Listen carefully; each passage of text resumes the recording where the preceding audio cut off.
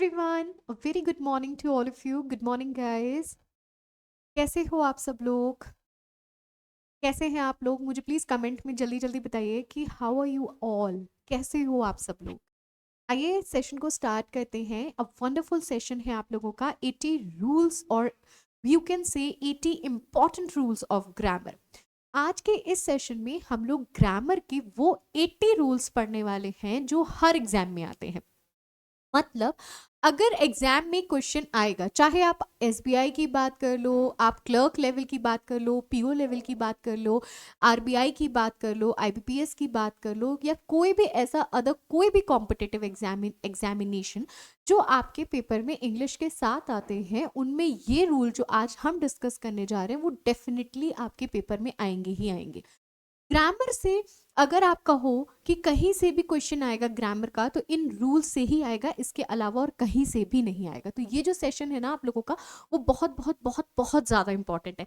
तो आइए सेशन को स्टार्ट करते हैं. लेकिन before we start the session, आप लोगों को सबसे पहले क्या करना है, सबको पता है. सबसे पहले चैनल को प्लीज़ आप लोग सब्सक्राइब कर दीजिएगा. अगर आप लोगों ने सब्सक्राइब नहीं किया हुआ है तो I would request to all of you, please आप लोग सेशन को सब्सक्राइब कर दीजिएगा. और देखिए आप लोग मेरे साथ इंस्टाग्राम पे, टेलीग्राम पे और फेसबुक पर भी जुड़ सकते हो.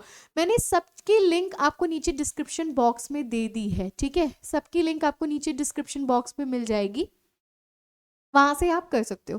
तो ये जो 80 रूल्स है ना, ये क्या है? देखो सबसे बड़ा क्वेश्चन आता है, मैम ये जो 80 रूल्स है ये एग्जाम में आएगा? हाँ डेफिनेटली आएगा, डेफिनेटली आएगा. अगर ग्रामर से कोई भी क्वेश्चन एरर रिलेटेड आता है, कोई भी क्वेश्चन फ्रेज रिलेटेड आता है, या किसी भी तरीके का एरर आएगा, चाहे वो किसी भी टाइप का हो, किसी भी एग्जाम का हो, तो जो ये रूल्स मैं आपको पढ़ाना जा रही हूँ आज से, उन्हीं में से आएगा. ये मैं आपको अश्योरिटी देती हूँ इस चीज की. ठीक है, तो आइए फटाफट से सेशन को लाइक और शेयर कर दीजिएगा. अगर आपने सेशन अभी तक लाइक नहीं किया हुआ है तो please like the session guys. फटाफट से सेशन को लाइक कर दीजिए और शेयर कर दीजिएगा. ठीक है, आइए देखो एक चीज और मैं बता दूं कि ये जो 80 इंपॉर्टेंट रूल्स ऑफ ग्रामर है, ये किसी एक पर्टिकुलर एग्जाम को लेकर के नहीं है, किसी पर्टिकुलर स्टूडेंट को लेकर के नहीं है.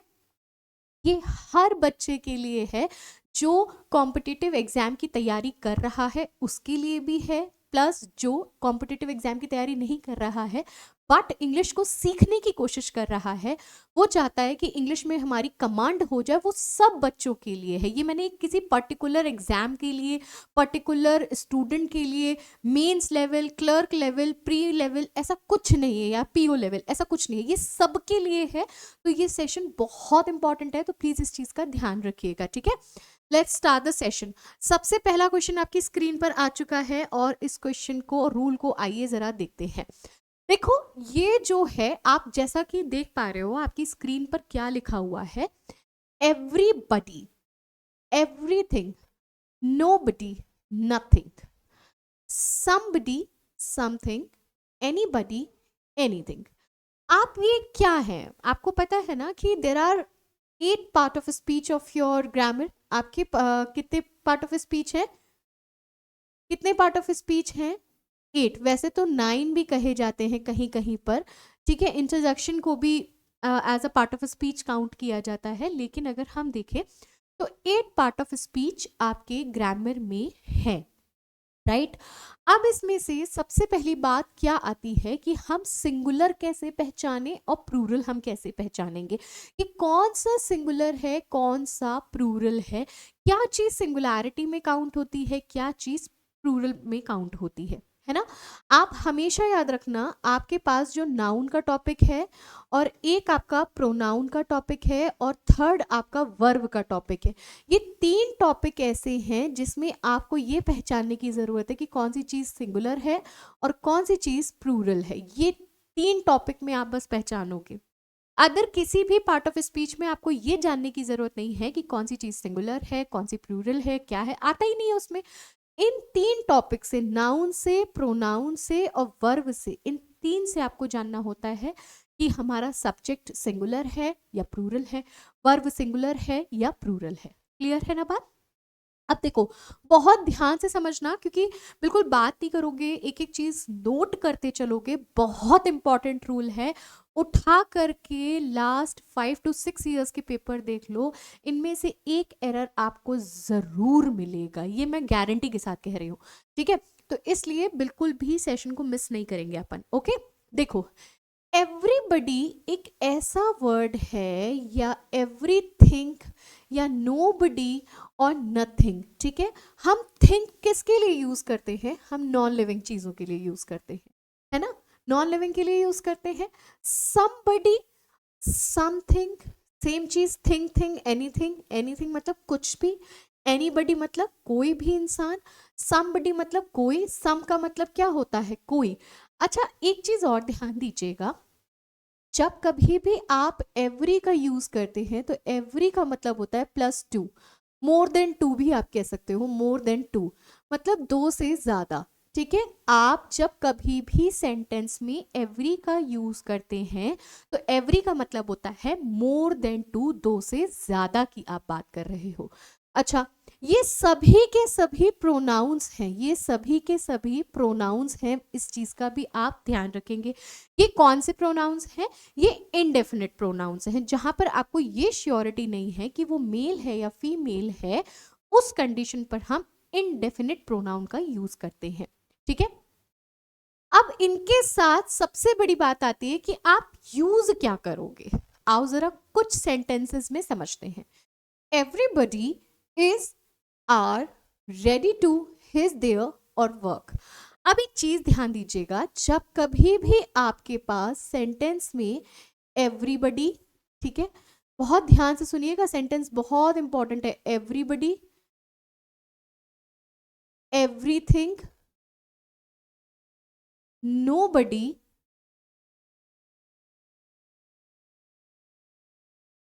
ठीक है, नोबडी और नथिंग, इनमें से कोई भी वर्ड आएगा तो याद रखिएगा ये अपने साथ हमेशा सिंगुलैरिटी को लेते हैं। ये अपने साथ किसको लेते हैं? सिंगुलैरिटी को लेते हैं, सिंगुलर फॉर्म में ही आते हैं। तो everybody is ready to do his job. ठीक है, to do his job. Their जो होता है वो आपका प्लूरल है, दे का बनता है ना, देयर, दे का क्या बनता है? देयर बनता है। तो ये कैसा हो गया? प्लूरल हो गया। ही का बनता है हिज, ये पजेसिव केस है। ये कैसा केस है? सिंगुलर केस है। कैसा केस है? सिंगुलर केस है। इस चीज का भी आप ध्यान दीजिएगा। ठीक है, अब देखिए, anybody can do the work if they try. अच्छा, एक चीज और ध्यान दीजिएगा, जब कभी भी हमें ना जेंडर की श्योरिटी नहीं होती है कि सामने वाला मेल है या फीमेल है। अब जैसे मैंने ये बोला फर्स्ट सेंटेंस में, everybody is ready to do his और देयर वर्क, सब लोग रेडी हैं अपने काम को करने के लिए। अब इस सब में क्या ये क्लियर हो रहा है कि मैं मेल की बात कर रही हूँ या मैं फीमेल की बात कर रही हूँ? एवरीबडी में तो मेल और फीमेल दोनों भी आ सकते हैं, सिर्फ मेल भी आ सकता है और सिर्फ फीमेल भी आ सकती है। तो जब कभी भी आपको जेंडर की श्योरिटी नहीं होगी, उस केस में आप पुरुष जेंडर को यूज करेंगे। कौन सा जेंडर हो गया? Masculine gender. पुरुष प्रधान देश है तो भाई तो हम हमेशा मैस्कुलिन जेंडर को यूज करेंगे, इस चीज का ध्यान दीजिएगा। ठीक है, ये कब आप करोगे? जब आपके पास एवरीबडी, एनीबडी, समबडी, इस तरीके के वर्ड्स आएंगे जहां पर आपको जेंडर की श्योरिटी नहीं होगी कि सामने वाला मेल है या फीमेल है। ठीक है, अब आप मुझे बताइए कि ये जो सेकंड सेंटेंस आप देख रहे हो स्क्रीन पर, आप में से कितने बच्चे हैं जो ये आइडेंटिफाई कर सकते हैं कि यहाँ पर एरर क्या है? कितने स्टूडेंट ऐसे हैं जो ये आइडेंटिफाई कर जाएंगे? मुझे जल्दी से प्लीज बताइए, फटाफट से, जल्दी से मुझे बताइए कि कितने ऐसे स्टूडेंट हैं जो ये बता देंगे मुझे कि yes ma'am there is some error.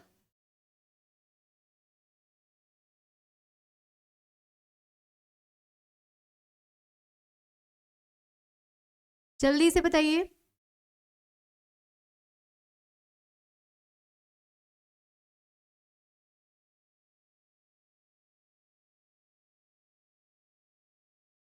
हम्म, जल्दी से जल्दी से जल्दी से देखो देखो देखो देखो, बहुत बहुत इजी है यार।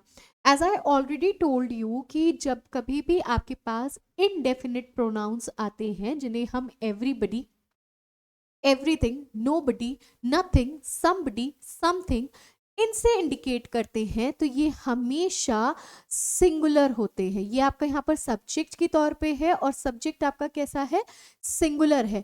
तो उस कंडीशन पर प्लूरल नहीं लगेगा, उस कंडीशन पर आपके पास क्या लग जाएगा, सिंगुलैरिटी लग जाएगी।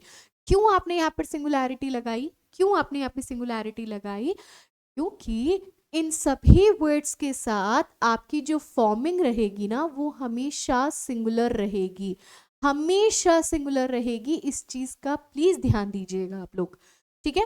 Next question on your screen, nothing but some books was were available, nothing but some books was were available.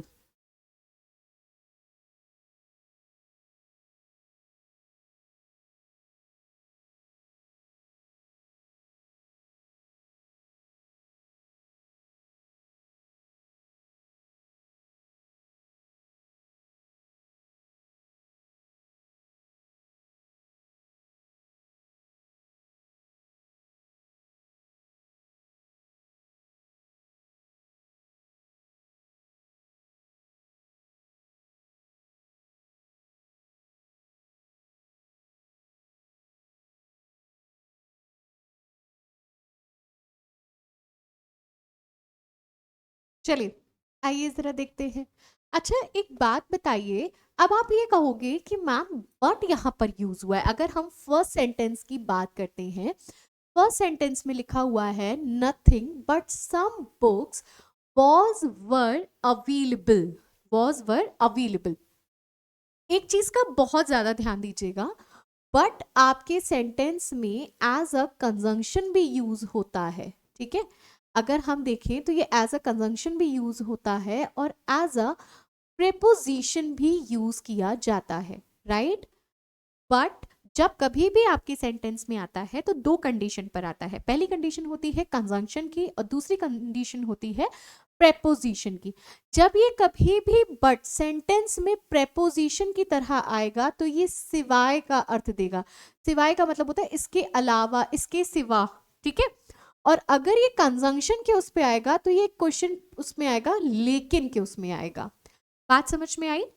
But एक ऐसा वर्ड, ऐसा चीज है आपके ग्रामर की, ऐसा शब्द है, इसको दो तरीके से यूज किया जाता है।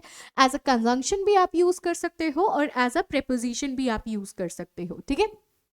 लेकिन जब कभी भी ये कंजंक्शन के तौर पर यूज होगा सेंटेंस में तो ये मीनिंग किसका देगा, लेकिन का देगा।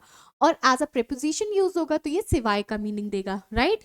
अब देखो क्या कह रहा है, nothing but some books was were available. आपका सब्जेक्ट यहाँ पर क्या है, नथिंग। आपका सब्जेक्ट यहाँ पर क्या है, नथिंग है आपका सब्जेक्ट, है ना। अब आप कहोगे मैम बुक्स, तो देखो मिस्टेक कहां पर आती है, मिस्टेक होती है यहीं पर। आप कहोगे मैम बुक्स तो प्लूरल है तो हम वर्ब प्लूरल लगाएंगे, है ना। आप यही कह रहे हो ना, यही सोच रहे होगे ना, सबके मन में यही आया होगा। आई एम श्योर, 100% श्योर सबने बोला होगा कि मैम वॉज नहीं लगेगा। बेटा गलत है, वॉज लगेगा यहाँ पर, वर नहीं लगेगा, क्योंकि आप भूल गए आगे आपका इनडेफिनिट प्रोनाउन लगा है, ठीक है। नथिंग बट, नथिंग मतलब ना के बराबर या कोई भी नहीं, सिवाय सम बुक्स वॉज अवेलेबल, कुछ किताबें अवेलेबल थी, ठीक है। अच्छा एक चीज और ध्यान रखिएगा, सम के साथ आपका सिंगुलर और प्लूरल दोनों ही वर्ब लग सकता है, ठीक है। सम के साथ आपकी सिंगुलर और प्लूरल दोनों ही टाइप की नाउन लग सकती है। There are some student in the class और there are some students in the class. बात समझ में आ गई ना, ठीक है। अब आपका जो सब्जेक्ट है वो है नथिंग, विच इज आप कैसा है, कैसी वर्ब लेता है अपने साथ, सिंगुलर वर्ब लेता है, इसलिए हम वॉज को यूज करेंगे यहाँ पर, वर्ब को यूज नहीं करेंगे। नेक्स्ट सेंटेंस देखिए, nothing but some students was present. आप में से कितने स्टूडेंट बता सकते हैं कि यहां पर एरर क्या है, nothing but some students was present. आप कहोगे मैम इसमें कोई एरर नहीं है ना? हम्म।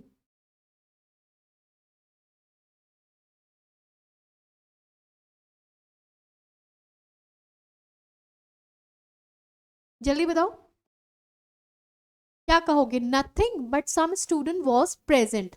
अब आप कहोगे कि मैम या तो यहाँ पे एरर वर्ब का हो सकता है या तो ये सेंटेंस करेक्ट है, बट करेक्ट ये सेंटेंस नहीं है और वॉज भी आएगा। देखो कैसे। नथिंग, नथिंग मतलब कुछ भी नहीं, कुछ भी नहीं, कुछ नहीं। But some students was present. नहीं बाबा, आप स्टूडेंट की बात कर रहे हो। स्टूडेंट आपका लिविंग बीइंग है, स्टूडेंट आपका लिविंग बीइंग है, तो उसके लिए आप थिंक यूज नहीं कर सकते। थिंक हम हमेशा नॉन लिविंग के लिए यूज करते हैं, इतना तो पता है, हाँ या ना? स्टूडेंट आपका ह्यूमन है और ह्यूमन हमेशा लिविंग बीइंग में आता है। थिंक हमेशा नॉन लिविंग के लिए यूज होता है, इसलिए यहां पर एरर हो जाएगा nobody but some students was present. Please ध्यान रखिएगा, जल्दबाजी में हम यही एरर फाइंड करेंगे कि स्टूडेंट्स हमारा प्लूरल है तो वर्ब प्लूरल हो जाएगी और हम टिक करके एग्जाम में ये आ जाएंगे। बट प्लीज ध्यान रखिएगा, एग्जामिनर इतना भी अच्छा नहीं है, बहुत शाण आदमी है, उसको पता है कि ये आप गलती करोगे, इसलिए वो इस तरीके के टाइप ऑफ एरर्स आपको देगा ही देगा। ठीक है, अब चलो। Everyone section of the society of feeling the pinch of rising price and corruption or no error। पहली बात, आपका everyone क्या है? everyone क्या है? एक प्रोनाउन है, right? As I already told you कि भाई जब कभी भी आपके पास everyone, everybody, everything, someone, somebody इस तरीके के वर्ड्स आते हैं तो वो क्या कहलाते हैं? वो हमेशा प्रोनाउन कहलाते हैं। सेक्शन वर्ड आपका नाउन है, सेक्शन वर्ड आपका नाउन है। किसी भी सेंटेंस की शुरुआत नाउन प्रोनाउन एक साथ नहीं आएंगे। जब कभी भी किसी भी सेंटेंस का आप फॉर्मेशन करते हैं तो ध्यान दीजिएगा, नाउन प्रोनाउन तुरंत तुरंत नहीं आते हैं, इसलिए हम एवरीवन को यहाँ पे क्या कर देंगे? एवरी कर देंगे। Every section of the society of feeling the pinch of rising price and corruption. तो एवरी वन की जगह it should be every section. Clear? क्योंकि आपको पता है ना, नाउन या प्रोनाउन में से हम कोई भी एक चीज लेते हैं, उसके बाद हम वर्ब लेते हैं प्लस हम ऑब्जेक्ट लेते हैं। किसी भी सेंटेंस का फॉर्मेशन कुछ इसी तरीके से होता है, मानते हो कि नहीं मानते हो? तो फिर नाउन और प्रोनाउन साथ साथ नहीं आएंगे। क्लियर है? क्लियर हुआ? तो समझ में आया ना आज का कितना इंपॉर्टेंट रूल है ये। हर रूल इंपॉर्टेंट है, प्लीज ध्यान दीजिएगा। ऐसा मत करिएगा कि आप लोग जल्दबाजी में आप पढ़ रहे हो, जल्दबाजी आप कर रहे हो, इस तरीके का कुछ भी आपको करने की जरूरत नहीं है। ठीक है, हड़बड़ाइए नहीं, पढ़िए। ठीक है, आपको सब कुछ आएगा, ये मैं आपको श्योरिटी दे रही हूँ, बट आपको क्लास को रेगुलर ज्वाइन करना पड़ेगा। अच्छा, अब आपको पता है कि हमारा 25 फरवरी का एसबीआई क्लर्क का पेपर हो चुका है, मेंस का। अभी now it's time to target 4 March. अब वो बच्चे जिनका 4 मार्च को पेपर है वो जरूर से ध्यान रखें, क्योंकि एसबीआई क्लर्क मेंस का 25 फरवरी का पेपर बहुत बहुत बहुत ईजी आया था, इंग्लिश का, है ना? तो रात में 8 बजे क्लास के लिए बिल्कुल रेडी रहना। ठीक है, 8 बजे क्लास आपका आएगा एसबीआई क्लर्क मेंस का। और चैनल को प्लीज़ आप लोग सब्सक्राइब कर लीजिएगा, अगर आप लोगों ने चैनल को सब्सक्राइब नहीं किया हुआ है तो जितने भी बच्चे हैं वो प्लीज़ प्लीज़ सेशन को सब्सक्राइब करिए, लाइक शेयर करिए, कमेंट में मुझे अपने आंसर्स बताइए। कोई भी डाउट है आप मुझसे कमेंट में पूछ सकते हो। मिलते हैं आपसे रात को 8 बजे आपकी 8 बजे की क्लास में। और हाँ, 11 बजे इंग्लिश सीखना मत भूलना, ठीक है? स्पोकन इंग्लिश की क्लास आपकी सुबह 11 बजे चलती है और रात में 8 बजे एसबीआई क्लर्क मेंस। मिलते हैं आपसे नेक्स्ट क्लास में, तब तक के लिए thank you everyone, have a very wonderful day to all of you.